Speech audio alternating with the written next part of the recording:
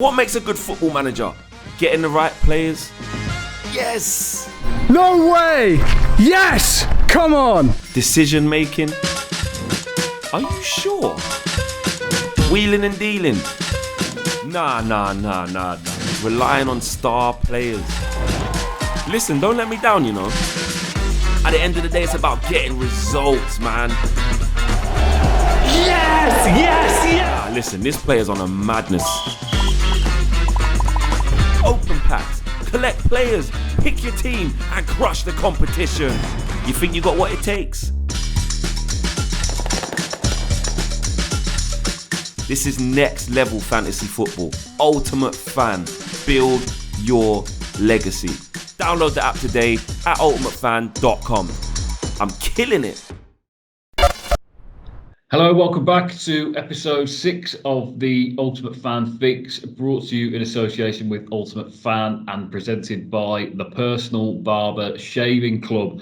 For subscribers, the Personal Barber offer consists of 50% off your first Discovery box, which is usually $24.95, and includes the Personal Barber Safety Razor, the Personal Barber Synthetic Hair Shaving Brush, the Personal Barber Samurai Shaving Soap, 10 replacement razor blades, a pack of styptics, plus a step-by-step shaving guide. Subscribe via our discount code and get £40 worth of products for just £12.50 with this deal. That also includes free UK postage and packaging. This is an exclusive offer not seen anywhere else. There's also a £5 Uber Eats voucher for gold members and £3 Uber Eats silver member offer. Both are available in the app. T's and C's apply, and everything can be found in the description below. A further £8,500 will be given by Ultimate Fan for Game Week 5, and me, myself, Tom and Reese will be doing a quick sort of preview of Game Week 5 and a review of Game Week 4 as well. So, Tom and Reese, thanks again for joining us on another episode of The Fix. Tom, I'll come to you first. Only one place to start, the perfect second debut in a Manchester United shirt for Cristiano Ronaldo, who netted twice as the Red Devils saw off Newcastle 4-1 at Old Trafford. And he was also the joint highest scoring Ultimate Fan performer last weekend. Plenty of happy Ultimate Fan players who packed the Portuguese star. What did you make of his performance? Yeah, he wouldn't have sort of asked for a better return to Old Trafford, really. That first goal was just great goal scoring instincts, following up on the shot, hoping that the keeper would, fumble it, and he did. And then the second goal was just a great use of his speed and finishing abilities. It was against Newcastle, though, who have been poor defensively, so I'm not going to read too much into it and, say, United are going to win the league now. They've got Ronaldo up top. But if he can continue in that sort of vein, he will bring United up to another level. Scoring 24 points in Ultimate Fan as well. As you said, the highest, joint highest than any other player in his debut. Well, second debut, shall we say. Not a bad start for him. Yeah, as you say, against Newcastle, who were sort of worryingly the second worst performing Ultimate Fan side now so far after 4 match days. Reese, moving to the other end of the country, obviously one player who also made his debut and has perhaps gone under the radar, but needs a shout out. Odsonne Edouard, he enjoyed a perfect debut and claimed 24 points with Ultimate Fan himself for Crystal Palace after his move from Celtic. The Eagles destroying the previously unbeaten Tottenham Hotspur at Selhurst Park. Will things now begin to click for Patrick Vieira's side, and what expectations do you think they'll have for the remainder of the season? Yeah, I think Palace will be, that will get them firing. That will really help, the problems that they've experienced opening start to the season. So, Vieira's record against Tottenham continues. He's never lost to Tottenham as a player, and now he can say that as a manager as well. And Edouard looks frightening. He just looks a natural finisher, and Palace have been, looking for a player like that for a few seasons now, and surely he'll start on the weekend. I mean, Benteke is good in the air and strong, but surely, Edouard, who has that finishing touch, will be the starter. I don't think it can just be pinned on Edouard, though. They've made some stout signings over the summer. Like Conor Gallagher looks absolutely insane for that midfield. He's vital for that attacking push from the three that they have in midfield. And he showed some promise at Albion last year, but he never really got going. And this time around, he looks at home with Palace, and he really looks exciting. And the new centre back partnership they've got of Guedes and Anderson, they're gelling well now. So it could just be pinned down just to a really good transfer window that, it just took a bit of time to settle, and now they can, only ways forward now. So yeah, Palace, Yeah. I got some expectations for Palace now. I think they could easily push for mid-table this season. Yeah, Conor Gallagher, 37 points accumulated after 4 game weeks. The second best performing Premier League midfielder with Ultimate Fan so far, sandwiching Bruno Fernandes and Paul Pogba, both, of course, of Manchester United. Tom, a quick word on the awful injury sustained to Liverpool's Harvey Elliott as well. Obviously started very, very well for Jurgen Klopp's side. So far this campaign, helping to elevate Liverpool to third in the table after the opening 4 games. It didn't exactly look too pleasant for the young England player. Confirmed as a dislocated ankle. We obviously hope it's not as bad as first feared, but likely a season ender. Hopefully, as you say, it's not as bad as it looks. If he can return this season, it'll be only a positive. But it just shows how good he is. Klopp has trusted him with this much game time already this season. I think that loan to Blackburn last season really sort of developed and matured his game, and he does look a really sort of tidy, exciting player. And it wouldn't surprise me if he's in the England squad in the next, well, I want to say a couple of seasons, but if he's out all season, then it might be delayed a little bit, and hopefully he can sort of get back on track as quickly as possible when he does return. Yeah, of course, send our best wishes to Harvey Elliott and hope he makes a speedy recovery. Move on to our Ultimate Fan teams for game week 5. Reece, I'll come back to you. Mohamed Salah scored once again at the weekend against Leeds. He earns your captaincy, and also worth noting that Liverpool players have accumulated 295 Ultimate Fan points after 4 matches, which is the most by any team in the Premier League. And Arsenal finally earned you a share of the spoils as they beat Norwich. Is it a good time for them heading into the weekend to play a Burnley side who are yet to pick up form so far this season, and of course were put to the sword sort of fairly comfortably in the end by Everton, even after taking the lead in the second half? Yeah, I think anything less than a win for Arsenal this weekend against Burnley will be a major disappointment. I wouldn't be surprised if Arteta's shown the door. Arsenal should be comfortable. They should pick up, another 3 points here. And, Burnley, they showed a bit of spark against Everton last night, but, conceding 3 goals in the time frame that they did last night should be warning signs and red flags straight away. So I think Arsenal should be comfortable with it. But yeah, apart from like that, the rest of my team I'm quite happy with. Salah was a great haul from my pack this week. He's consistent, he knows where the goal is, and he should pick me up a few points as well. And hopefully, I jinxed myself last week. I told myself that I was really looking forward to seeing my team play, and they ended up getting the lowest scoring I've had in the 4 game week. So I'm not going to make any more comment on that. No comment needed further from you, Reece. Tom, Paul Pogba continues his fine start to the campaign. He earned 11 Ultimate Fan points with 2 assists against Newcastle, added, of course, to your own personal score. While Marcus Alonso is now the joint highest earning defender in Ultimate Fan, with the absence of Reece James in Chelsea's win over Aston Villa. From what you've seen after 4 weekends of domestic action, who are you leaning towards for the title at the moment? It is going to be more exciting definitely than the last sort of 2 sort of title races where Liverpool and City have both sort of ran away with it with a few games left. It will definitely be more exciting.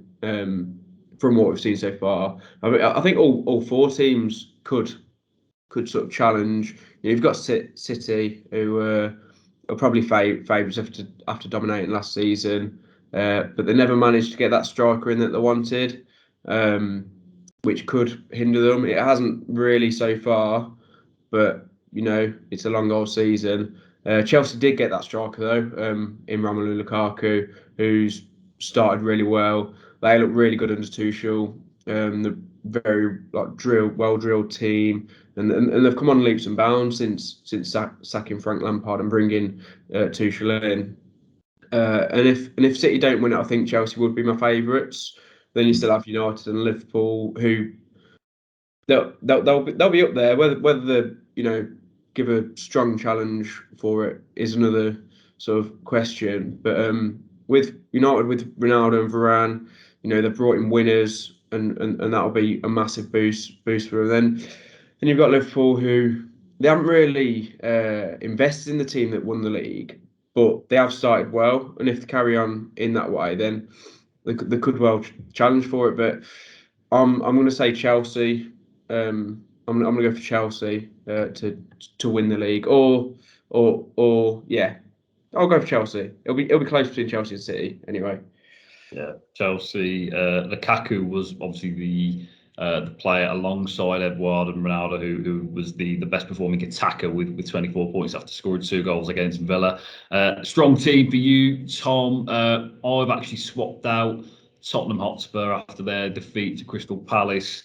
And they've obviously got a tough game against Chelsea coming up this weekend. I've gone for Everton instead after they continue their fine run of form against Burnley on home soil, and they make the trip to the second city against Aston Villa this weekend. I've also gone for Trent Alexander-Arnold in defence, given Liverpool's fine defensive start to the campaign. 3 clean sheets from their first 4 games, and I'm hoping that Pep Roulette works in my favour and that Kevin De Bruyne plays against Southampton on Saturday. Those are our teams ahead of game week 5. Now let's get into some match predictions, I should say, lads, to conclude the show once more again, and an Ultimate Fan player for you to watch out for in each of those fixtures. Tom, Newcastle United against Leeds. Do you want to kick us off? Yeah, I'm going to go for a Leeds win. I'm going to go for 2-1 Leeds. Neither side have won in the league yet, and neither side have kept a clean sheet. So it wouldn't be a surprise to see both teams to score. Leeds have conceded 11, whereas Newcastle conceded 12. It's not a great record from the first 4 games. And Newcastle have let 6 in at St James Park as well. So yeah, it's not looking great for either team really at the back. But coming into this, Leeds won both fixtures last season. Aggregate score of 7-3. They really dominated the game at Ellen Road, but it was a tighter affair at St James Park. I think they won 2-1, and it's a good opportunity for both teams to get a win. But I'm going to go for Leeds, and my player to watch is going to be Rafinha. He's only managed 1 goal this season, but it was a very good finish against Everton. But he does have a decent record against Newcastle. He played against them twice last season, and he scored 1 and registered an assist in the other game. So I'm going to go for Leeds 2-1 and Rafinha, my player to watch. I've persisted with Rafinha for the Golden Boot, so delighted to hear that, Tom. So an away win, the opening fixture of game week 5, says Tom. Reese, Wolves obviously got their sort of season underway. You correctly called the day that they'd win at Vicarage Road last weekend, and they welcome Brentford to Molineux this weekend.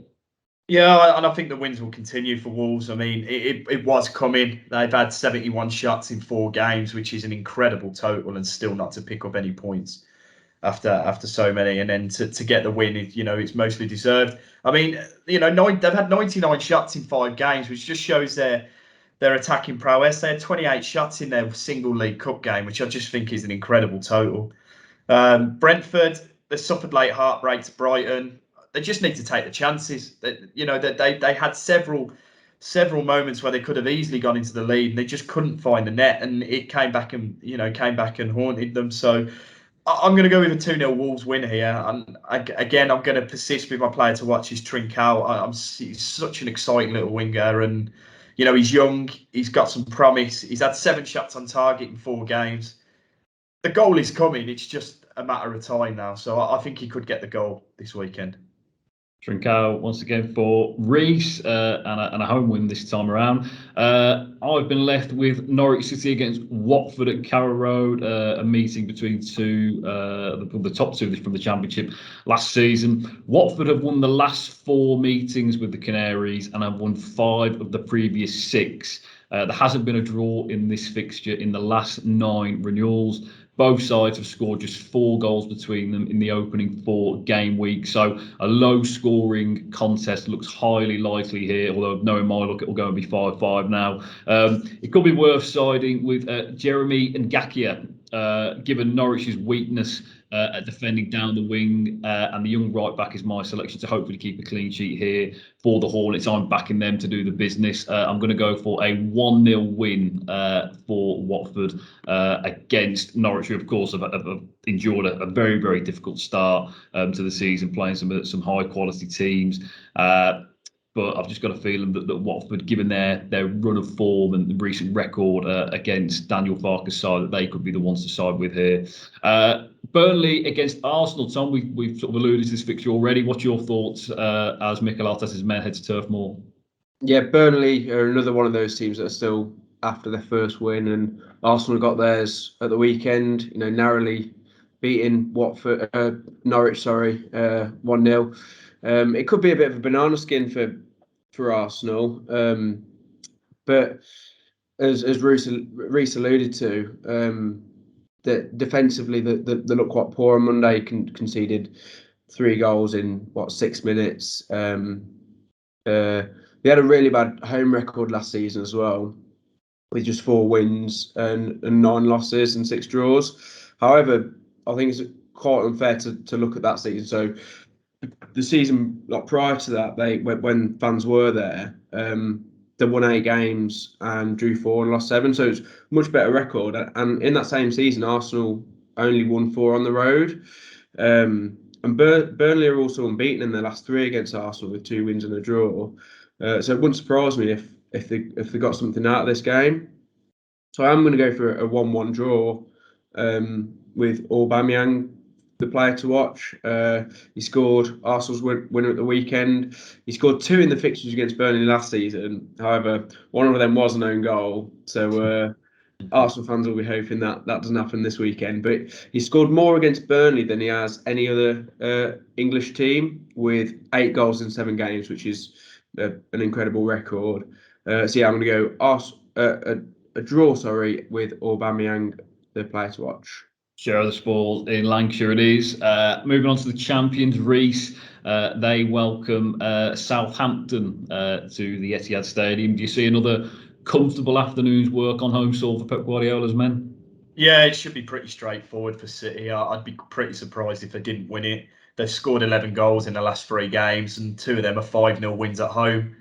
Southampton have picked up 2 points, against United and West Ham, but they've both been at home and they struggled. They struggled away at Everton. I think Southampton, they'll struggle against possession football. I think it'll be a tough ask for them to come away with anything from the Etihad.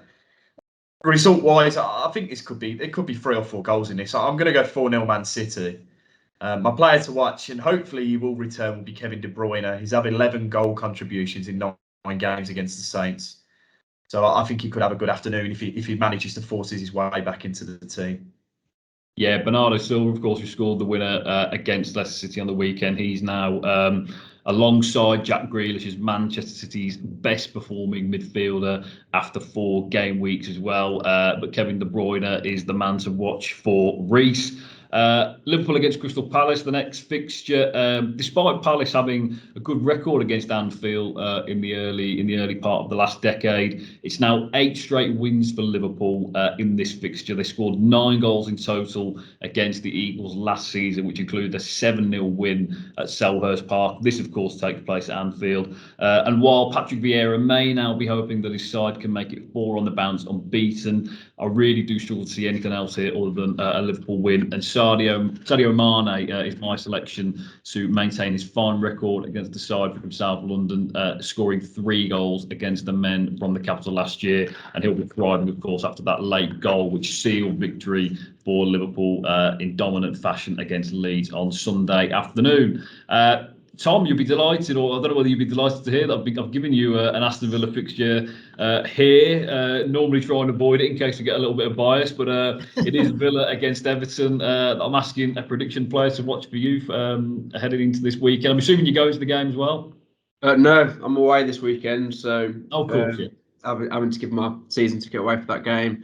Villa looked good. I was at Stamford Bridge on Saturday. I thought we looked really, really good for the most part against Chelsea, but we just didn't have a 98 million pound striker up front, and Edward Mendy just decided to have an excellent game. But Everton have started really well as well. But both sides have only kept 1 clean sheet so far, so expect to see both teams to score. Dominic Calvert-Lewin's likely to be out, but they didn't seem to miss him too much on Monday. But Villa are yet to lose against Everton since their return to the Premier League, with 2 wins and 2 draws, and one of those wins coming at Villa Park. So I'm actually going to go for a draw, and then Ollie Watkins, my player to watch. He looked really good on his sort of return to action on Saturday. Caused Chelsea defenders a lot of problems, as he did against Everton in the game at Goodison Park last season. He caused them a lot of problems with his sort of like relentless pressing, and he ended up scoring in that game. And it was the only sort of time he's come up against Everton. So 1 goal from 1 game against the Toffees isn't a bad record. And he's been averaging over 3 shots on target per game so far this season. Obviously, he's only made 1 start, but that's still not a bad record. And shots on targets, they're valuable points. So I'm going to go for a draw, 1-1 draw, and Ollie Watkins player to watch. Yeah, many feel obviously Ollie Watkins shouldn't at least be too far away from the England side, because obviously Dominic Calvert-Lewin and Patrick Bamford have both featured in recent history, and of course, as Tom says, shots on target do accumulate points, and obviously you'll be hoping that at least one of those can go in the back of the net for Villa this weekend as they welcome the Toffees to Villa Park. Brighton and Hove Albion, what a start to them so far of the season, Reece, and they welcome Leicester City to the Amex. Yeah, the Seagulls are absolutely flying at the moment. 9 points in 4 games is, I think a lot of Brighton fans would have been absolutely bouncing to have a start like they have. And, they've had 2 last-minute winners as well. They've picked up late goals against Burnley and Brentford in recent weeks. So that's going to really boost the confidence. And Leicester, they've been a bit average. They've had 2 wins, 2 losses. It could well be a tight affair at the Amex, and I'm going to go with a 1-1 draw. I could see Brighton holding out here. And my player to watch, I'm going to go a different route here. I'm going to go with Alexis McAllister. He's come off the bench against both Burnley and Brentford, and he contributed in one way or another to the winner. He got the goal against Burnley, and he assisted against Brentford. So I wouldn't be surprised if Brighton keep the same ideas and bring him on to see if he can cause a bit of havoc at the end. So I think it's worth taking a chance with McAllister.